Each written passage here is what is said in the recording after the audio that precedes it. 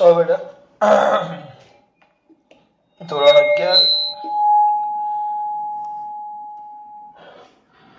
11 chapter 4 lecture number 2 એમાં કાલે આપણે કેટલીક વ્યાખ્યાઓ અને સદિશ અને અદિશની વાત કરેલી. તો આજે આપણે બે શબ્દ પર ધ્યાન આપવાનું છે. એક છે સ્થાન સદિશ. કયો સદિશ બેટા? સ્થાન સદિશ. નામ જ છે, ધ્યાનથી જુઓ, નામ ઉપર ધ્યાન આપો. સ્થાન સદિશ. સ્થાન સદિશ એવો સદિશ જે સ્થાન દર્શાવતો, એવો સદિશ કે સ્થાન દર્શાવતો હોય. આમ લઈ લઈએ, આ યામાક્ષો છે ત્રિપરિમાણ 3D. આ 3D છે. તો આ છે x, આ બાજુ y અને આ છે z. તો આ યામાક્ષનું ઉગમ બિંદુ O થઈ ગયું. O ઉગમ બિંદુ.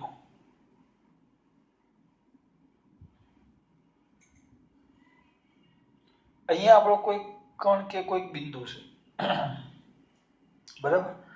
તો ઉગમ બિંદુ O, જેને આપણે નિશ્ચિત બિંદુ પણ કહી શકીએ, કોઈક નિશ્ચિત બિંદુ, કોઈક નિશ્ચિત બિંદુ ધ્યાન આપજો.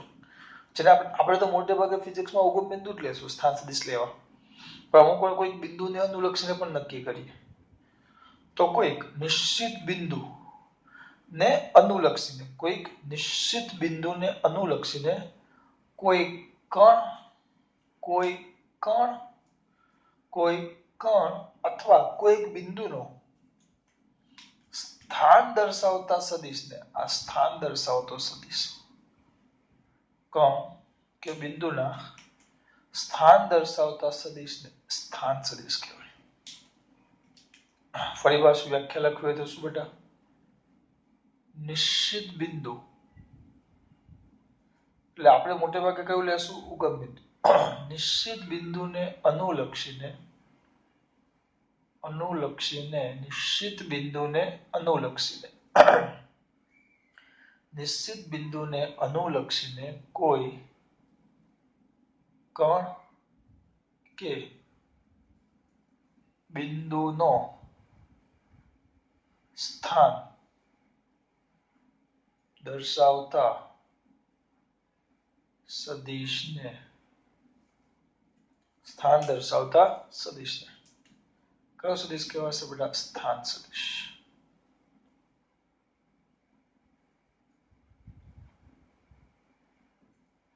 સ્થાન નિશ્ચિત બિંદુ તરીકે મોટે ભાગે આપણે ઉગમ બિંદુને જ લઈએ છીએ, આ ધ્યાન રાખજો.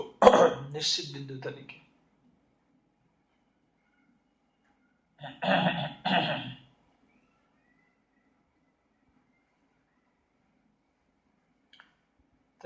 ઉગમ બિંદુને જ લેવામાં આવે, બરાબર? આ જે સ્થાન સદિશ છે એને સંકેતમાં સ્થાન સદિશ સંકેતમાં વેક્ટર r, કયા વડે? વેક્ટર r વડે શું કરવામાં આવે? દર્શાવવામાં. તો આપણો સ્થાન સદિશ વેક્ટર r થયો. બિંદુ p કે કણ p પૂછાય નહીં, પણ આ તો અંદર છે એટલે આપણે જોઈ લેવાનું છે. આ બધું પૂછાય નહીં, પણ ખબર હોવી જોઈએ. સ્થાન સદિશ, તો સ્થાન સદિશ એટલે કોઈ પણ નિશ્ચિત બિંદુને અનુલક્ષીને આપેલા કણ કે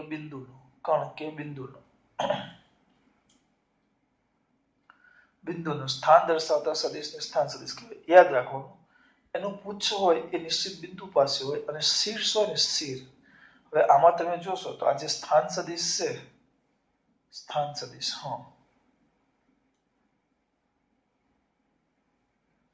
તો સ્થાન સદિશ છે, તો સ્થાન સદિશની જે લંબાઈ હોય, લંબાઈ, દાખલા તરીકે આ લંબાઈ છે, કે લંબાઈ એનું મૂલ્ય આપે. દાખલા તરીકે ઉગમ બિંદુથી કેટલા અંતરે છે એ દર્શાવે.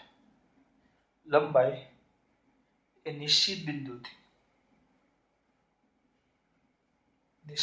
બિંદુથી કણ કે બિંદુનું અંતર દર્શાવે કેટલા અંતરે છે, બરાબર, લંબાઈ. એનું જે તીર છે, તીર એની દિશા દર્શાવે.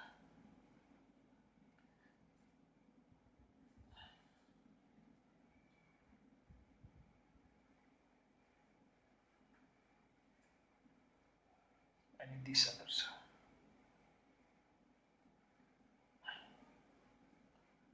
બરાબર. દરેક કણ કે બિંદુનું તમે આ જે ઉગમ બિંદુ બદલો ને, દરેક કણ કે બિંદુનું દેખાય, હા, દરેક કણ કે બિંદુનું તમે આ ઉગમ બિંદુ બદલો, ઉગમ બિંદુ, આ વસ્તુ ઉગમ બિંદુને આપણે સંદર્ભ બિંદુ પણ કહીએ અથવા નિશ્ચિત બિંદુ પણ કહીએ. આ જ કણ છે, આ જ કણ છે, પણ જો અત્યારે મેં સંદર્ભ તરીકે કહ્યું અથવા મેં નિશ્ચિત બિંદુ છે આપણું, આ નિશ્ચિત બિંદુ તરીકે મેં કહ્યું લીધું છે ઉગમ બિંદુ, પણ જો નિશ્ચિત બિંદુના જગ્યાએ હું બીજું કોઈ બિંદુ લઈ લઉં તો એનો સ્થાન સદિશ શું થઈ જશે? બદલાઈ જશે. સ્થાન સદિશ શું થયા કરે? બદલાયા કરે. એટલે આ લંબાઈ એ કણનું અંતર દર્શાવે, જે તીર છે એની દિશા દર્શાવે. બે વસ્તુ દર્શાવે. કોણ? સ્થાન સદિશ. આટલું મેન છે. હા, એટલે નિશ્ચિત બિંદુ બદલાય તો કણનો સ્થાન સદિશ પણ શું થઈ જાય? બદલાઈ જાય. ઉદાહરણ સમજાવું.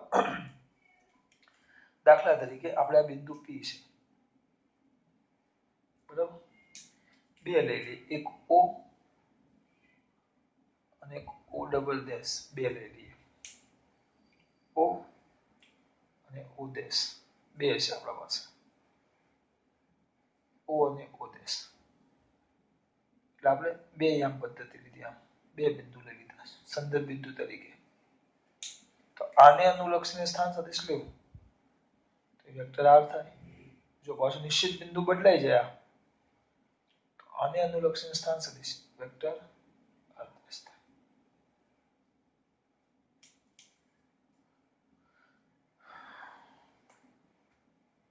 આ થઈ ગયું સ્થાન સદિશ. ખાલી તમારે પૂછાય તો લખવાનું એક માર્ક્સમાં સ્થાન સદિશ, એની માહિતી છે. જે દર્શાવવામાં આવે વેક્ટર R વડે. કોઈ પણ નિશ્ચિત બિંદુ અને આપેલા કણને જોડતા સદિશને તે કણ કે બિંદુનું સ્થાન સદિશ કહેવાશે. નિશ્ચિત બિંદુ તરીકે ઉગમ બિંદુ જ લઈએ, ધ્યાન રાખજો, ફરજિયાત ઉગમ બિંદુ જ આપણે લઈએ છીએ. સંકેતમાં કયા વડે? R. સ્થાન સદિશની લંબાઈ નિશ્ચિત બિંદુથી કણનું અંતર, તીર ની દિશા દર્શાવે. અને હા, આના પરથી મુદ્દો લખશો ને કે જો સંદર્ભ બિંદુ અથવા તો નિશ્ચિત બિંદુ બદલાય, નિશ્ચિત બિંદુ બદલાતા કણનો કયો સદિશ બેટા? સ્થાન સદિશ. શું થાય છે? બદલાય છે. કણનો કયો સદિશ? સ્થાન સદિશ. શું થાય? બદલાય. આ આપણે વાત કરી સ્થાન સદિશ. હવે આગળ જોશું.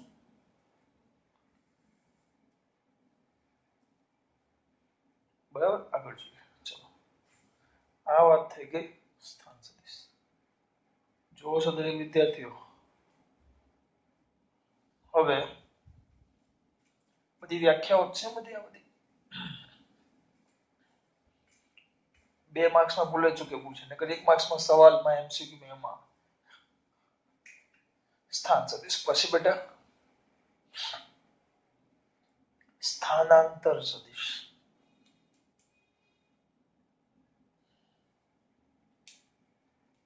એક જ minute.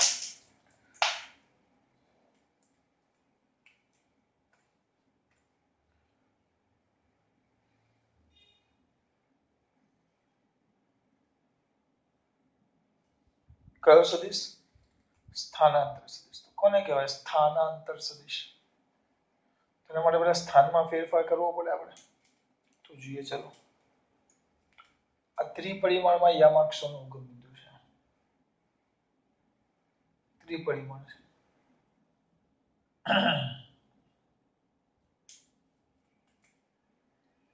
x, a y, a z. હવે જોજો, અહીંયાથી કરવા શું માંગુ છું?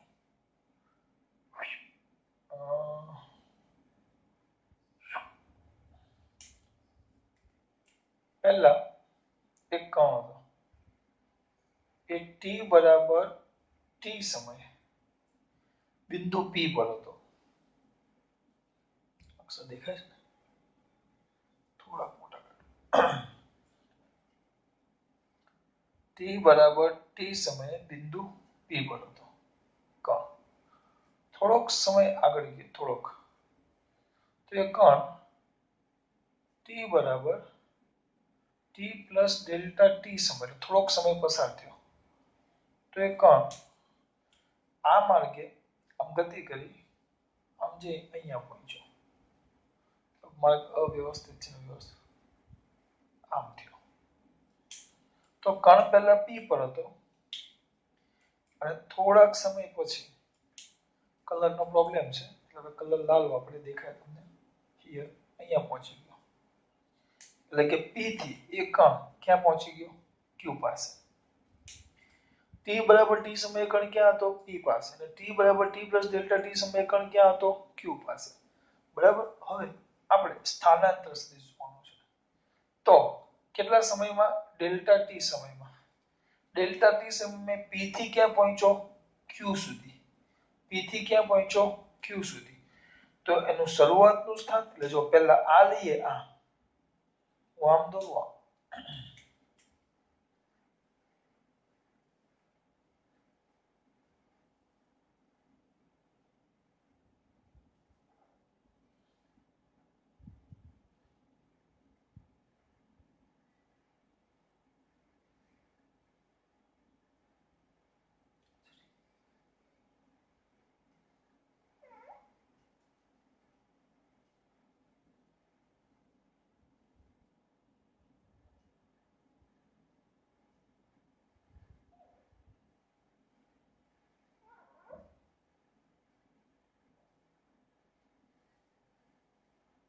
સોરી ટાઈમ વધારે જઈશ. દેખાય એટલે આપણે કલર થોડોક બદલીએ, સ્થાન સદિશ દેખાય ને. તો આ આપણે અવગમ બિંદુ આપણું છે. તો આ ટી સમયે કણ પી નો સ્થાન સદિશ, ટી સમયે કણ ક્યાં હતો? પી બિંદુ પાસે. સ્થાન સદિશ કેટલો? સ્થાન સદિશ કેટલો થાય? આ સ્થાન દર્શાવે. ટી બરાબર ટી સમયે કણ પી નું સ્થાન દર્શાવતો સદિશ, એટલે સ્થાન સદિશ કેટલો? r1. અને આ કેટલો? r2. તો એ પી થી ક્યાં સુધી પહોંચ્યો? ક્યુ સુધી. તો આ બેને જોડતો સદિશ દોરો. આ બેને પ્રારંભિક સ્થાન અને અંતિમ સ્થાન. તો આ બેને જે જોડતો સદિશ દોરું, તો એ તમારો થઈ ગયો સ્થાનાંતર સદિશ.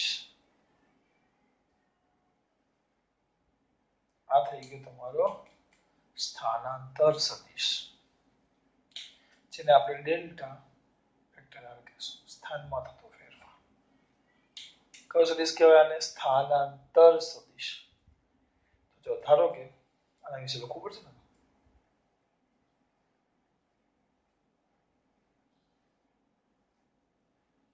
ધારો કે કોઈ કણ ટી બરાબર ટી સમયે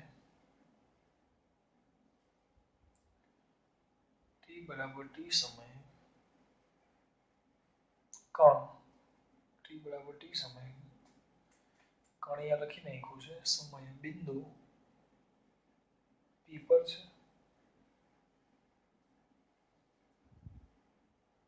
જેનો ઉગમ બિંદુ ઓ ને અનુલક્ષીને, ઉગમ બિંદુ ઓ ને અનુલક્ષીને સ્થાન સદિશ વેક્ટર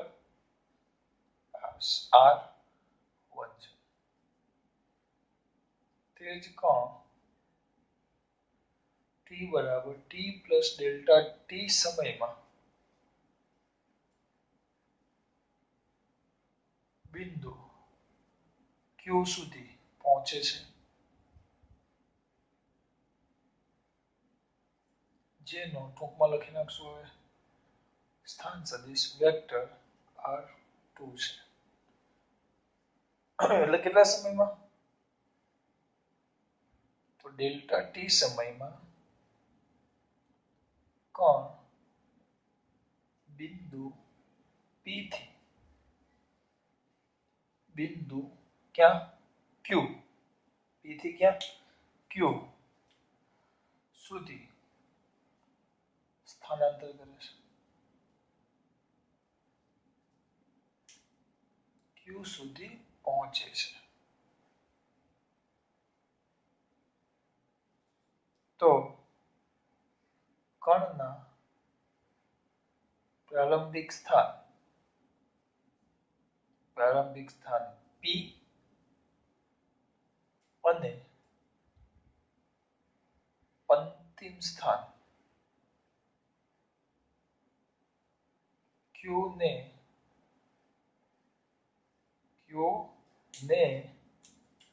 શું કરતો બેટા જોડતો સદિશ એ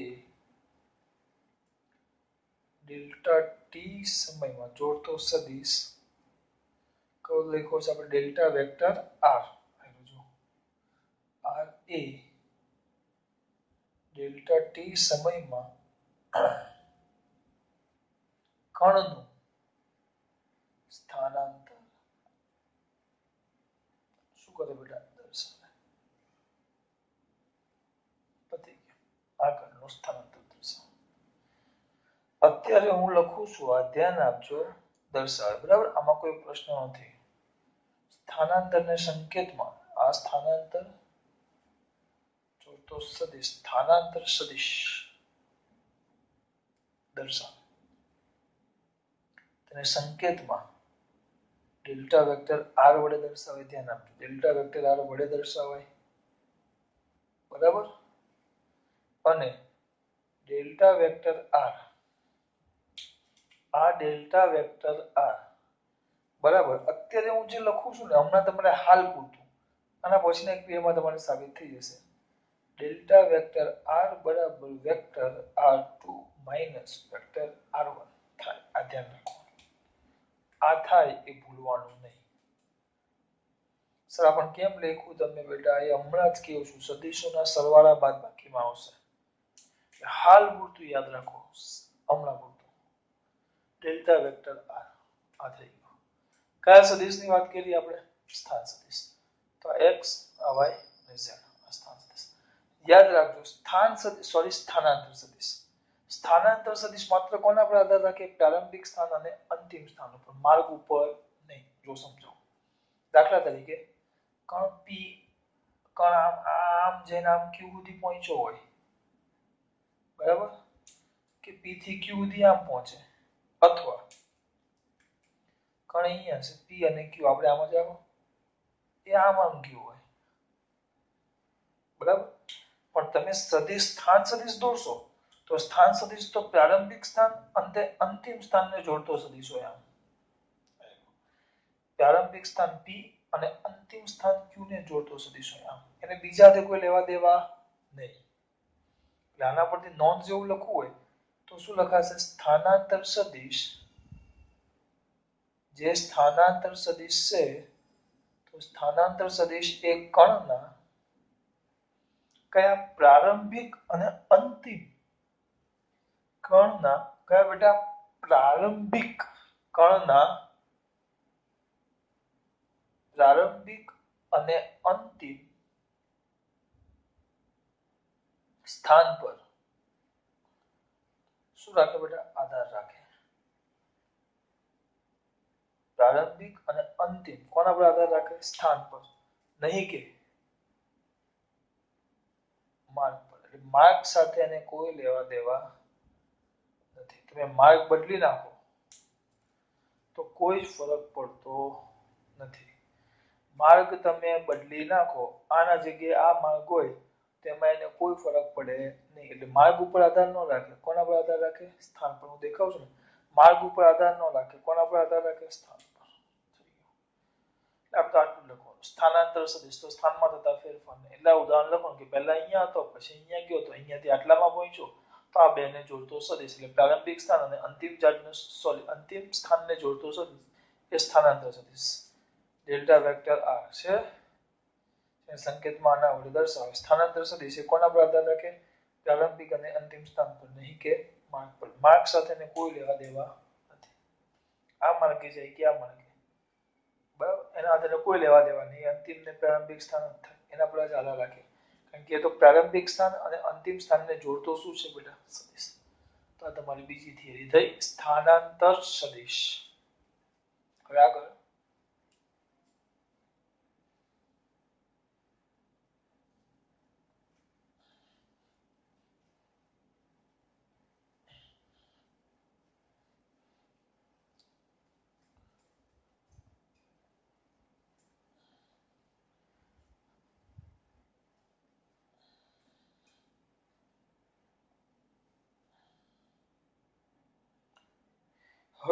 એક રહી ગયેલો વિરોધી સદિશ. કાલે લઈ ગયેલો, કાલે પેલા જે ચલાવ્યા હતા ને સમાન ને એમાં જ આવી જાય વિરોધી સદિશ. નામ જ છે વિરોધી સદિશ. તો ચલો હું આકૃતિ દોરું, એના પરથી ખબર પડી જવી જોઈએ.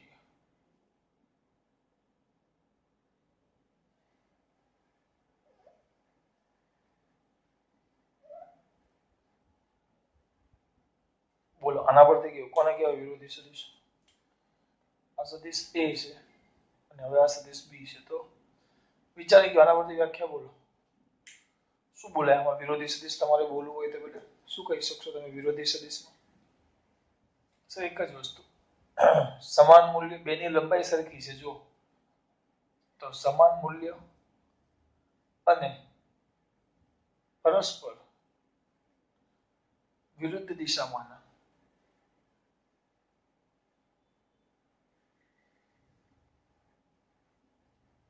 સદિશોને વિરોધી સદિશ કહેવાય.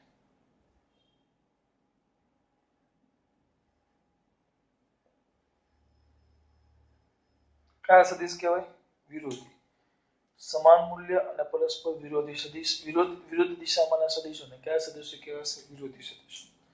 અને પછી આવે શૂન્ય સદિશ.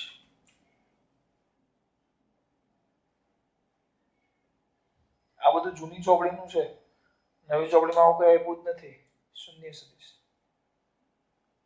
તો આ જે વિરોધી સદિશ છે એના પરથી જે શૂન્ય સદિશ આવે. તો સમાન મૂલ્યના અને પરસ્પર વિરુદ્ધ દિશામાંના સદિશો એટલે કે વિરોધ સદિશો, આ વિરોધી સદિશોનો હવે આ બંનેનો સરવાળો કરું તો ટૂંકમાં જેટલું, ઉદાહરણ તરીકે તમને સમજાવું છું, આમ ખબર નહીં પડે. સદિશ લઈ લઈએ, આ એક છોકરો છે, એક બાળક છે જે અહીંયા ઊભો છે. આ બાળક પર કમ્પ્લીટ આ બાજુ 5 ન્યૂટનનું બળ લાગે છે અને એટલા જ મૂલ્યનું બળ આ બાજુ 5 ન્યૂટનનું લાગે છે. તો આ બાળક પર લાગતું પરિણામી બળ કેટલું થઈ જાય? 0. કેમ? જો સદિશ સ્વરૂપે લખ્યું મેં, આની દિશા આ બાજુ જેટલું, આનું મૂલ્ય કેટલું? 5 ન્યૂટન. આનું મૂલ્ય કેટલું? 5 ન્યૂટન. તો બંને બળ રાશિ કઈ છે આપણી? સદિશ કયો છે? બળ. બંનેના મૂલ્ય 5, આ બાજુ પણ 5 ન્યૂટન, આ બાજુ પણ 5 ન્યૂટન, પણ દિશા બંનેની કમ્પ્લીટ પરસ્પર વિરુદ્ધ દિશામાં. તો પરિણામી બળ F કેટલું થઈ જાય? 0. કોઈ બળ લાગે નહીં. તેનો મતલબ શું થયો બેટા? સમાન મૂલ્ય અને પરસ્પર અથવા તો બે વિરોધી સદિશોનો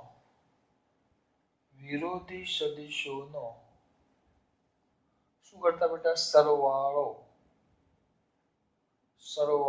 કરતા. બે વિરોધી સદિશોનો શું કરતા બેટા? સરવાળો કરતા. વિરોધી સદિશ એટલે મને કહેવું ન પડે, વિરોધી સદિશ એટલે ઉપર આખું લખેલું જ છે. તો અહીંયા તમારે એમ લખવાનું કે બે સમાન મૂલ્ય અને પરસ્પર વિરુદ્ધ દિશામાંના સદિશોનો સરવાળો કરતા અથવા તો વિરોધી સદિશો, તમારે જે શબ્દ વાપરવો એ તો આ લખી નાખવું પડે. સરવાળો કરતા મળતા સદિશને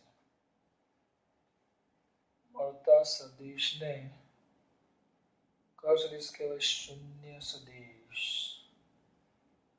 કહેવાય. જેને સંકેતમાં આમ દર્શાવાય 0 ઉપર તીર, બરાબર. હા, પણ આ સદિશનું નિરૂપણ ન થઈ શકે. આ સદિશને તમે દર્શાવી ન શકાય. તમારે દોરવો હોય તો દોરી ન શકાય. હા, ખાલી સંકેતમાં દર્શાવી શકાય, પણ આમ રજૂ ન કરી શકો. બરાબર. દાખલા તરીકે એમ કહ્યું કે મેં 5 મીટર સ્થાનાંતર કર્યું તો આમ લખું 5 મીટર. આ લંબાઈ 5 મીટર દર્શાવે. હવે એમ કહ્યું કે 0 મીટર સ્થાનાંતર કર્યું 0 મીટર, તો 0 વાળી રેખા દોરી જ ન હોય, કારણ કે એનું મૂલ્ય જ ન હોય. એટલે આ સદિશને દર્શાવી ન શકાય. તમે આમ તીર સ્વરૂપે રચો. જો હું એમ કહ્યું કે 5 મીટરનું સ્થાનાંતર કર્યું, તમે એમ કહેશો ચલો હું એમ કહ્યું કે ધન x દિશામાં 5 મીટરનું સ્થાનાંતર, તમે આમ લખી નાખશો. ચલો 5 મીટર લંબાઈનો એક સદિશ દોરો, તો આ તીર એ ધન x દિશા દર્શાવે અને આ લંબાઈ એ 5 મીટર દર્શાવે. એટલે તમે એમ કહેવાશે કે 5 મીટરનો આ તમારો સ્થાનાંતર સદિશ થઈ ગયો. કેટલા મીટરનો? 5 મીટરનો, જે ધન x દિશા દર્શાવે. તો હવે અમને કહ્યું કે મેં ધન x દિશામાં 0 મેં ધન x દિશામાં સ્થાનાંતર કેટલું મારું 0. તો તમે આને રજૂ કેમ કરો? ધન x દિશામાં એમ કહ્યું કે મારું સ્થાનાંતર 0. હું એમ કહ્યું કે ધન x દિશામાં મારું સ્થાનાંતર 0. તો તમે એને રજૂ કેવી રીતે કરી શકો? અરે કે જ છે સ્થાનાંતર 0, તો થાય જ નહીં. કેમ? કારણ કે સદિશની લંબાઈ એ મૂલ્ય દર્શાવે. તો મેં એમ કીધું સ્થાનાંતર 0, તો મૂલ્ય 0 આવી ગયું, તો 0 દર્શાવી જ ન કંઈ. એટલે એને આ રીતે નિરૂપણ કરી શકાય નહીં. એમ કહી શકાય.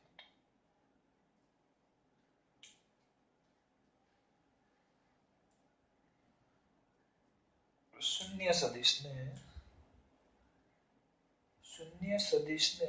સદિશ સ્વરૂપે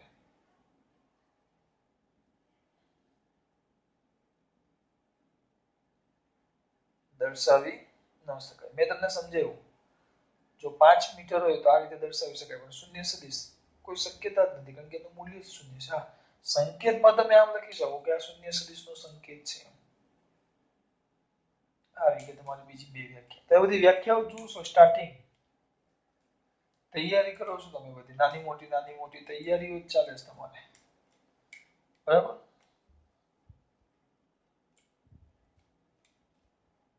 ચલો, આ વાત થઈ ગઈ. હવે એક નવું આવે અને નેક્સ્ટ પીરિયડમાં જોશું. ચલો, ખાસ વાત. જય શ્રી કૃષ્ણ.